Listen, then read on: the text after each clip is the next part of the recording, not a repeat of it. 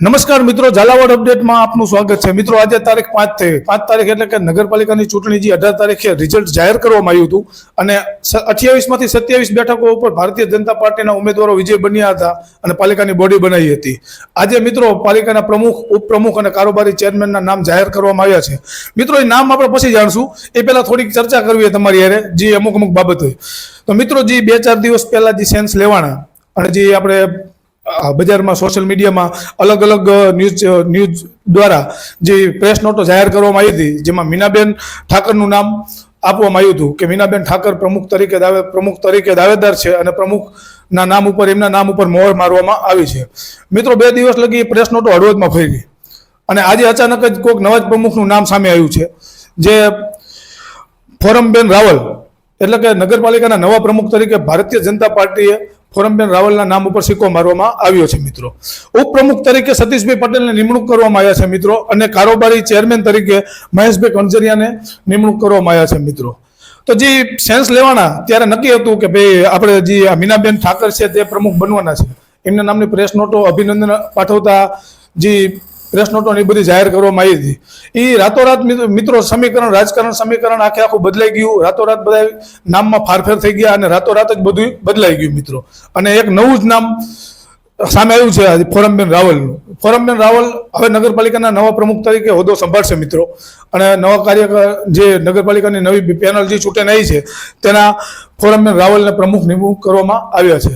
મિત્રો, વાત કરીએ આપણે નગરપાલિકાની ચૂંટણીમાં જે વાયદાઓ કરવામાં આવ્યા હતા, જે આપણે જે કિંમતી મત આપ્યો છે આપણા, અને ભારતીય જનતા પાર્ટીના ઉમેદવારોને ચૂંટીને સામેલ આવ્યા છે. અને હવે જે પાલિકાની બોડી બની ગઈ છે, પ્રમુખ પણ નિમણૂક કરવામાં આવ્યા છે, ઉપપ્રમુખ પણ નિમણૂક કરવામાં આવ્યા છે અને કારોબારી ચેરમેન પણ નિમણૂક કરી દેવામાં આવ્યા છે. મિત્રો, તો આ જે અમુક ટાઈમે જે થોડા સમયે જે વિડીયો વાયરલ થતા હતા, જે પ્રેસ નોટો વાયરલ થતી હતી હળવદની, જે બગીચાની હોય, કોઈ રોડ રસ્તા હોય, કોઈ સ્ટ્રીટ લાઇટના હોય, કોઈ ગટરના પ્રશ્નો હોય, એ બધા પ્રશ્નો જે ઉદ્ભવ્યા હતા એ મિત્રો હવે એવું લાગી રહ્યું છે કે હવે જે પાલિકાની બોડી બની ગઈ છે તો હવે એ પ્રશ્નોનું નિરાકરણ આવશે. મિત્રો, લાખો રૂપિયા ખર્ચીને જે આપણે જે કામો કર્યા છે, બસ સ્ટેન્ડ હોય, રોડ હોય કે પછી એ બગીચાઓ હોય કે જેમાં પૂરતી જાળવણી થતી નથી. જે આપણે 2 દિવસ પહેલા જ આપણે આ અટલ બિહારી વાજપેયી પાર્કના જે ફોટા અને વિડીયો સામે આવ્યા હતા કે જેમાં બધી વસ્તુ અસ્તવ્યસ્ત પડી હતી, કોઈ વસ્તુ પર ધ્યાન દેવામાં આવતું નથી. મિત્રો, તો એ બધાની જાળવણી હવે સરખી રીતે થશે. મિત્રો, બીજી એક વાત એવી કરવી છે કે અવારનવાર આપણે જે વિડીયો જે વાયરલ થાય છે સોશિયલ મીડિયામાં દબાણના ને બધા, તો એ પણ પ્રશ્નો કોઈ ગંભીર રીતે સોલ્વ થતા હોય એવું લાગતું નથી. મિત્રો, ખાલી કહેવા પૂરતું ડિમોલેશન થતું હોય એવું લાગી રહ્યું છે.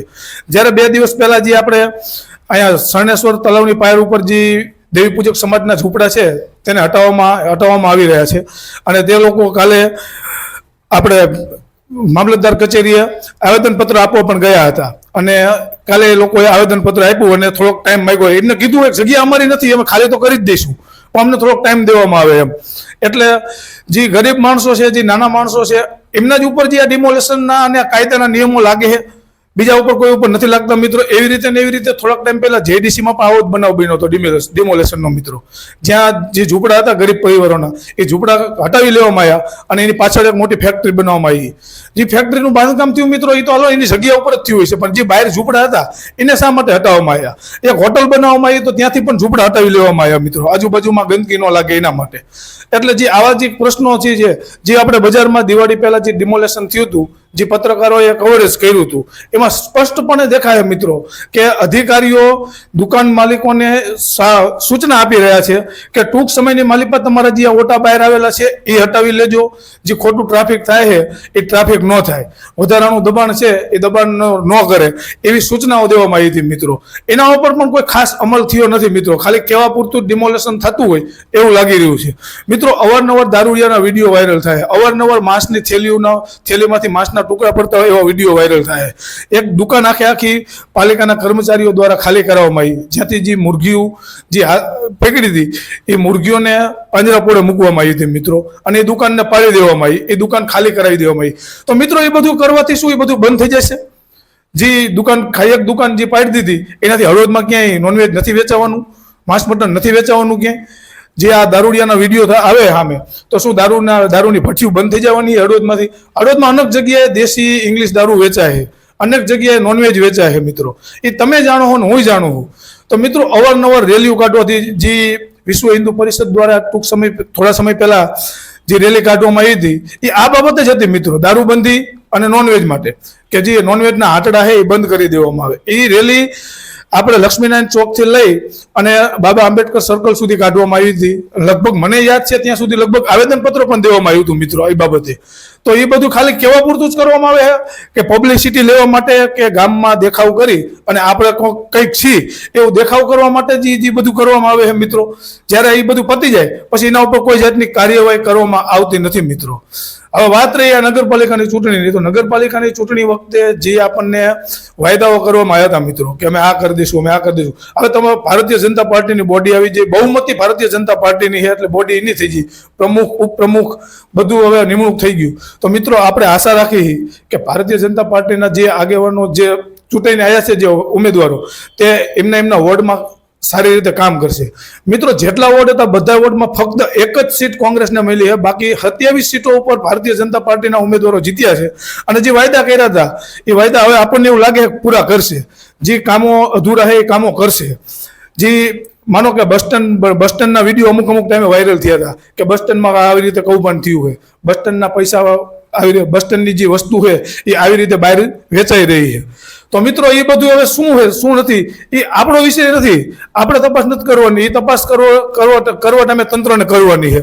અને એ મિત્રો આપણે ખાલી વાતું કરવાથી કે આ માયક લઈને બોલવાથી એ બધું નથી પતવાનું મિત્રો. આપણે જાગૃત થવું પડશે, આપણે પ્રશ્નો કરવા પડશે અને આપણે પૂછવું પડશે.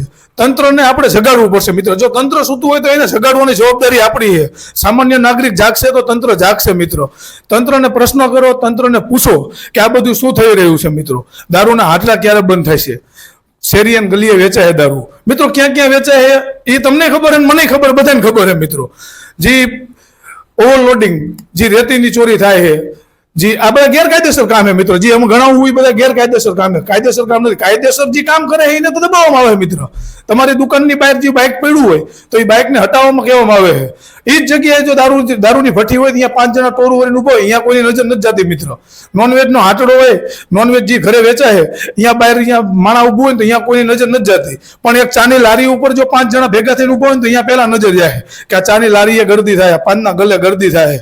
ઊભી બજાર મેન રોડમાં, આપણે મેન બજાર હાકડીએ મિત્રો, અવારનવાર ટ્રાફિક થાય મિત્રો. તો એ બધું એ એક 2 નંબરની વાત છે કે પૂરતી સુવિધા નથી અંદર, બરોબર. પણ જે વસ્તુ આપણે જે કરવાની છે મિત્રો એ આપણે કરવાની છે. આપણે જાગૃત બનો, માણસો જાગૃત થશે તો ગામ જાગૃત થશે મિત્રો. આપણું ગામ એ આપણે જાગૃત થવું પડશે, આપણે તંત્રને કહેવું પડશે. આપણે આજુબાજુમાં, આપણી શેરીમાં, આપણા એરિયામાં, આપણી આસપાસમાં કોઈ ગેરકાયદેસર પ્રવૃત્તિ થતી હોય તો આપણે પહેલી ફરજ આપણી આવે છે તંત્રને જાણ કરવાની. તંત્રને જાણ કરો, તંત્ર એના ઉપર એક્શન લે કે નથી લેતું એ પછીની વાત છે મિત્રો, પણ પહેલા તંત્રને જાણ કરવી પડે મિત્રો. એટલે હવે આશા રાખીએ મિત્રો કે પાલિકાની બોડી બની જાય, પાલિકાના પ્રમુખ, ઉપપ્રમુખ અને કારોબારી નિમણૂક કરવામાં આવ્યા છે. તો હવે પાલિકા અને તંત્ર શહેરી વિકાસ તરફ વિશેષ ધ્યાન દેશે એવી આશા રાખીએ મિત્રો.